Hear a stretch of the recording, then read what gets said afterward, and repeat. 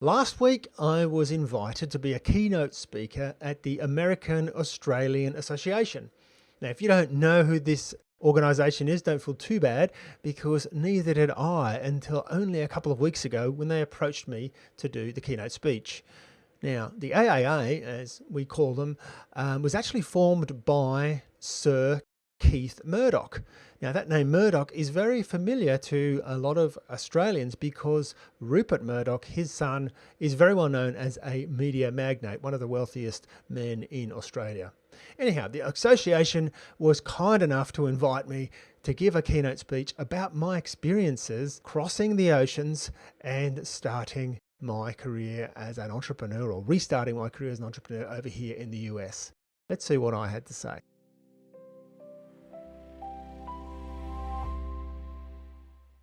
G'day. Are you seeking to be a high-performance CEO or to develop personal leadership and be a CEO in your own life?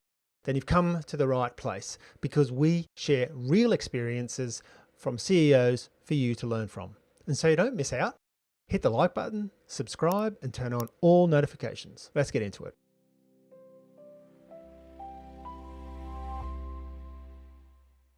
This is a really interesting session. This is a guy I don't know.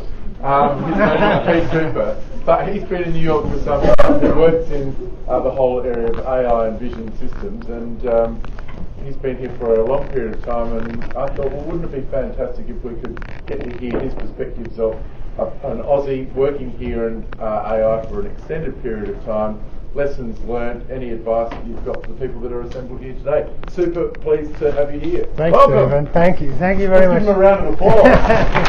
Thank you. Well done. The name of my company is Skillion, and this is a very Australian story. When I was a kid, I lived on the mid-north coast of New South Wales, central coast of New South Wales, and I used to be able to walk down to the beach. And our favourite fun thing to do was to get under the rocks and have the waves come over the top of us, like this much white water, around the headlands.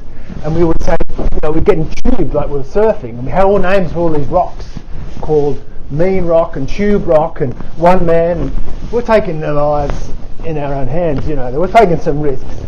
But the skillion was right there. It was called the Terrigal Skillion. It's shaped like the skillion of a roof. And so that's how I got the name. It's part of my history. Thank you. So thank you, everyone. I do have a few notes that's going to help prompt me a little bit as we go forward. Thank you to the American-Australian Association for inviting me. It's an honour to be here and a privilege to talk to some people of a similar mindset that understand the unique relationship between Australia and the US.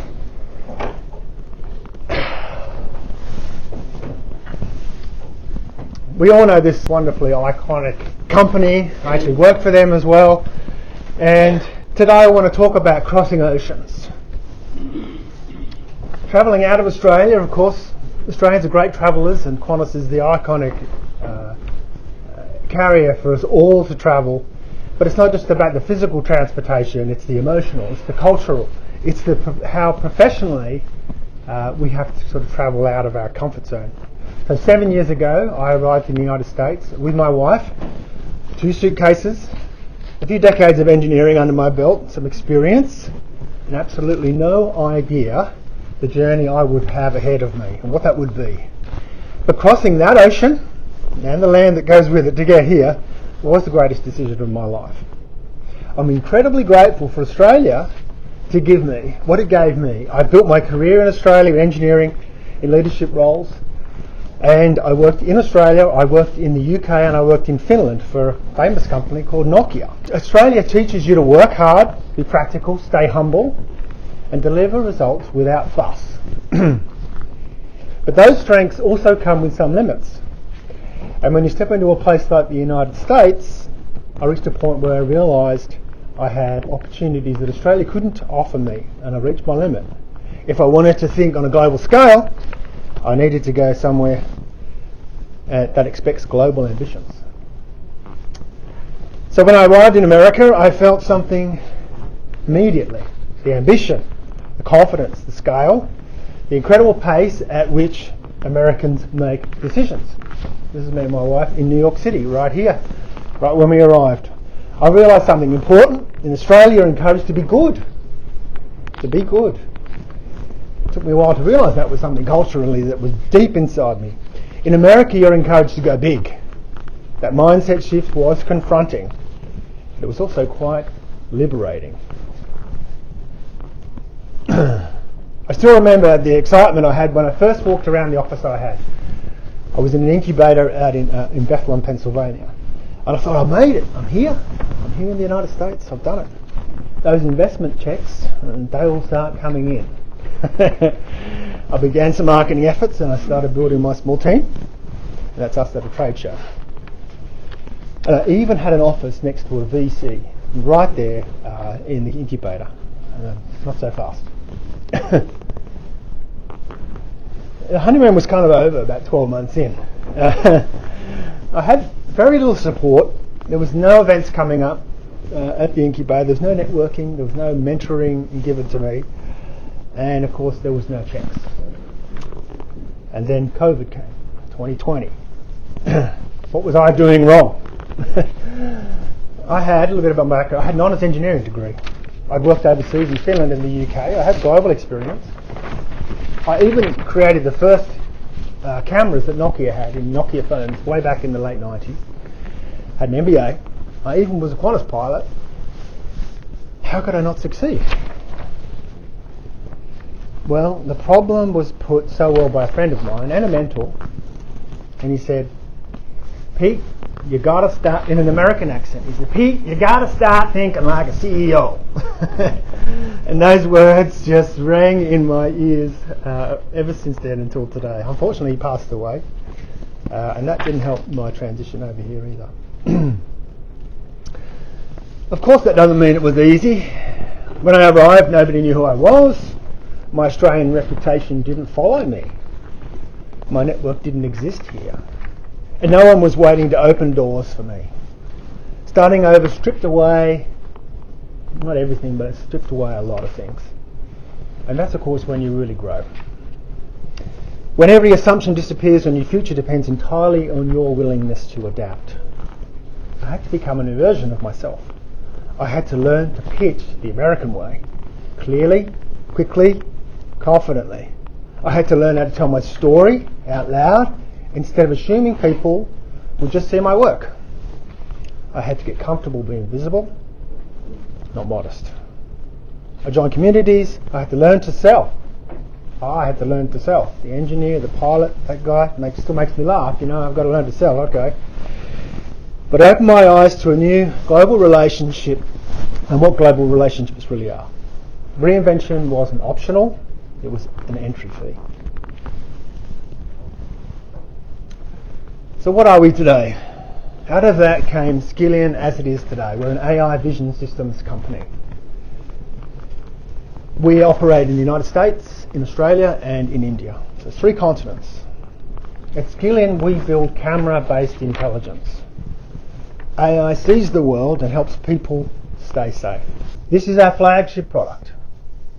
It is designed to be compact. I have it here today, if you want to take a look. Fit to the back of a bicycle. It interprets what's coming up behind the rider and shows them on a graphical display on their cell phone what's coming up behind them. Now if you ride the bike, so you see the chaos here in New York City, I think most people who ride cycles around here relate to that problem, that you've got something coming up behind you, it's terrifying, you can't see it, mirrors aren't good enough. This technology goes to help that. We don't replace mirrors, we say we are supplementing mirrors, we're adding to your situational awareness so you can see what's coming up from behind you. So it gives riders time to react and stay out of the way. Reaction time is about 200 milliseconds, so you can look down and see it and you can swerve. You can't generally stop or accelerate on a bicycle quickly, but you can certainly swerve out of the way.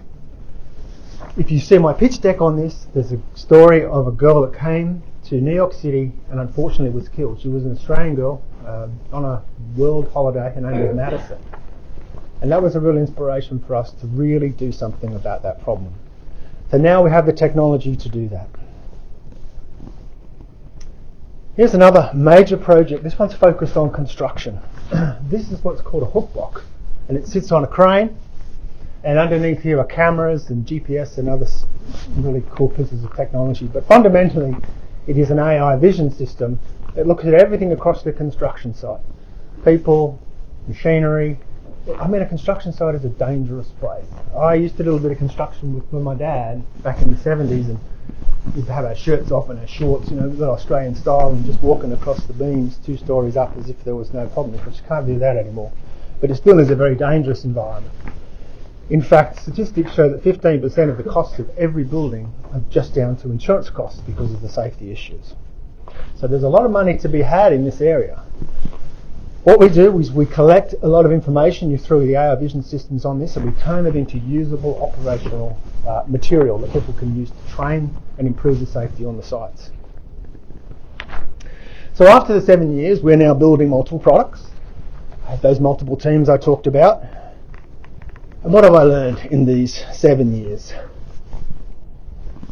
I've got a few little lessons, life lessons that I'll pass on. Take them. They're not necessarily for everyone, but certainly the things that I resonated for me. Reinvention for me was absolutely necessary. Like I said, but I didn't come to America with credibility. I had to earn it. And this country does reward courage, clarity, and boldness. And for me, that was something that I needed to nurture. I think it was always there, it just hadn't really come to the fore. So this reinvention process is something that I had to move from the engineering mindset, the pilot's mindset. Engineers break things down, they solve problems. Pilots, they stick to very operational, rigorous, doing things correctly the right time. No one wants a pilot who's too adventurous. I'm not flying your plane anyway. And then coming into the more sales side of things and getting out and dealing with people. Engineering and flying all had roadmaps for me to follow. I could go to college, I could get a job, I could become from a junior engineer to senior engineer. I could see the projects develop over time. I could follow a roadmap for flying, but for being an entrepreneur, it's very much unknown. You don't know how long you're going to have to go to hit something. If I go to a networking event, I might come away with nothing. I might go to 10 networking events and come away with nothing, and then I might find one person who was just the person that I needed. So the correlation was very difficult for me to manage because I couldn't see progress. The second thing that I learnt is visibility matters. So I love to come to events like this, and thank you for giving me that visibility here today. From my point of view, Americans don't just want to see it work. They want to understand the vision, where you're going with it. If you don't communicate the story, then someone else will win the opportunity. So we run various channels, YouTubes and so forth, to try and create that online visibility in addition to the stuff we do in person. Being global. My best engineers are in Australia and the US, but my leverage comes from India because of the low cost of resources that I have out there. But my opportunities come from the United States, but I'm in Australia, and my foundation is Australian. A global mindset isn't optional for me, it's definitely a key advantage. And so making that transition from a traditional organisation to a global organisation, and we have some wonderful tools available for us today to do that. This one's probably one of the most fundamental ones that I didn't understand. The importance of bootstrapping the company. When I came here in that first year, okay, I got a little bit of investment capital to come over, but then it just ran out. What am I going to do? My wife sold her house, I sold my house, we put everything coming over here. We literally put 2 livelihoods on hold to come over here. I had to reinvent Skillion as a services company. And these are some of the companies that I worked for over the years. With whatever I could salvage out of that, went back into those passion projects. Constantly leveling up. So this is an example of what you can now do with AI. This is actually a dashboard we built for predicting the stock market on 7 key, like Google and those big ones, right? We're using AI and sentiment analysis to predict that. It's something that we did because we wanted to demonstrate to the network and offer this as a free product to people that were interested, but also for us to learn how to use AI and the way LLMs has just come on so fast and so hard in the last few years. And I think giving back is something that So I think it's extremely important, and again, you're pushing things out and you don't know what's going to come back to you. No founder succeeds alone. Support comes from others, often just through their generosity. And so I think we need to open our hearts to our generosity and see what we can do.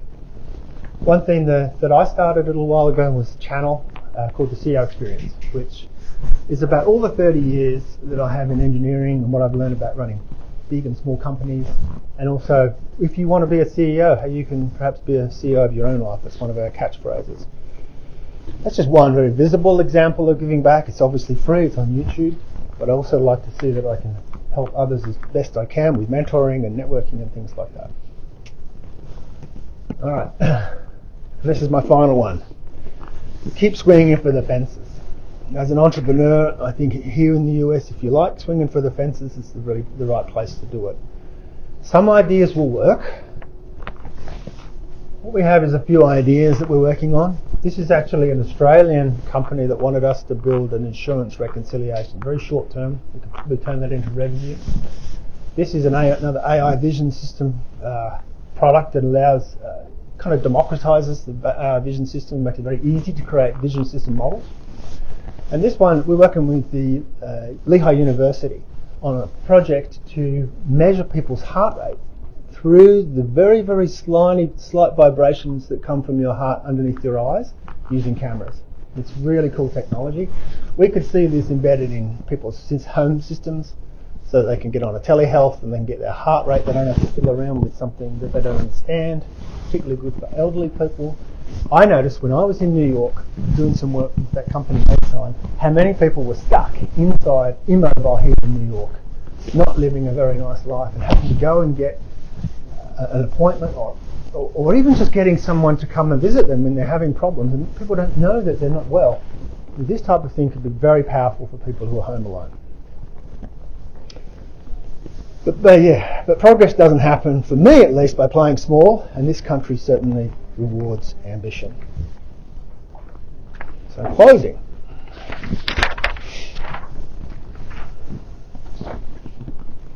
Australia gave me my foundation. America gave me possibility. The India side of things gave me some scale and my global experience, my overall perspective. Your story, whether you're Australian, American or global citizen, can be bigger than where you started. And the world rewards those who leap. Thank you. Thank you very much.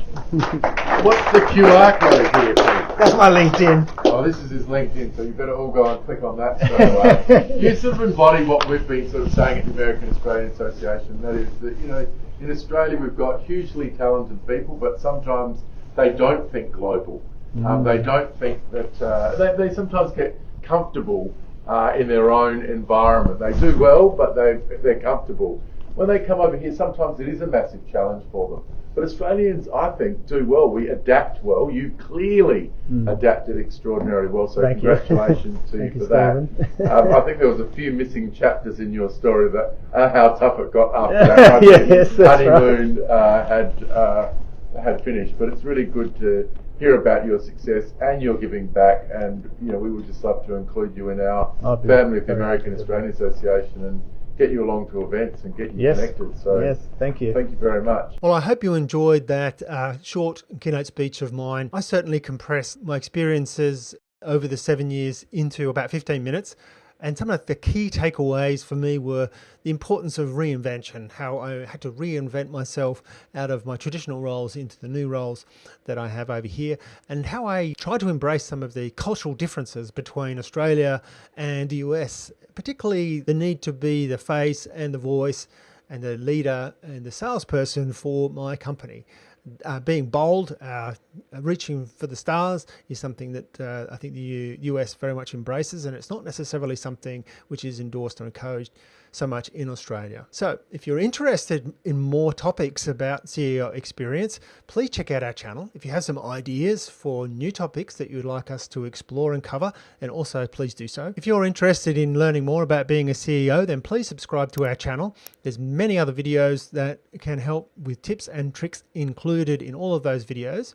We also offer free consultations to subscribers to this channel, and just follow the link in the description for that. I hope that helps. and thanks for watching.